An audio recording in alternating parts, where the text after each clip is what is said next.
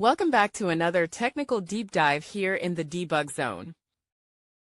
Today we're tackling a big question and breaking it down with insights from other users.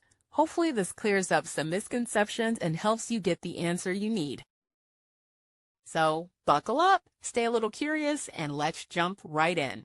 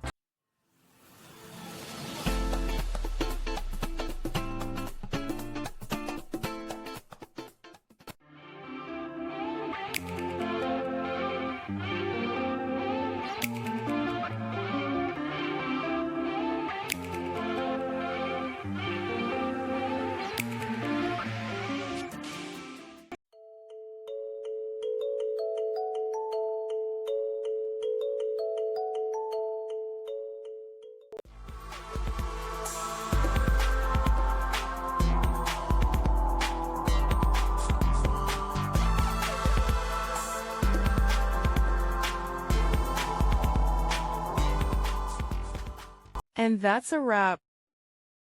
I hope you found the answer you were looking for. If you did, take a second to hit that subscribe button. It really helps out. And let me know in the comments which solution worked best for you. See you next time in the debug zone.